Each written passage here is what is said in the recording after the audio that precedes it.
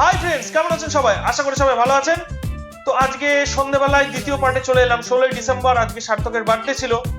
তো আজকে আমারই খুব ক্লোজ ফ্রেন্ড শুভজিতের মেয়েরও বার্থডে, বড় মেয়ের বার্থডে আজকে। তা ওদের বার্থডে আজকে সেলিব্রেশনের অর্গানাইজ করেছিল মাদারসাটে, কৃষ্ণনগর মাদারসাট।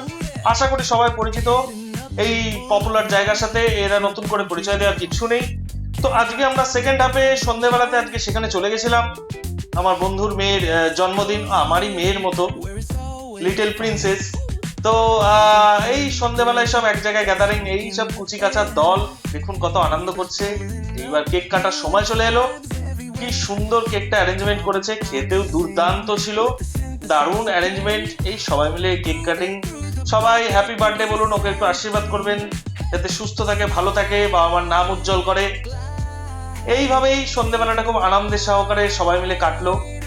তো তারপর আস্তে আস্তে একটু ফটোশুট হয়ে গেল। ফটোশুটের পর একটু আমরা মাদারসাট ঘুরে দেখছিলাম, অনেক নতুনত্ব অনেক কিছু করেছে। তারপর একটু স্টার্টার নিয়ে, ফিশ ফ্রাই নিয়ে বসে পড়লাম। তারপর আস্তে আস্তে ডিনারের পালা। দুর্দান্ত কোয়ালিটির খাবার ছিল, বাটার নান, পনির, ফ্রাইড রাইস, চিকেন কষা। দুর্দান্ত ভাবে সন্ধ্যেটা আনন্দ করলাম সবাই মিলে। ভালো থাকবেন, টাটা।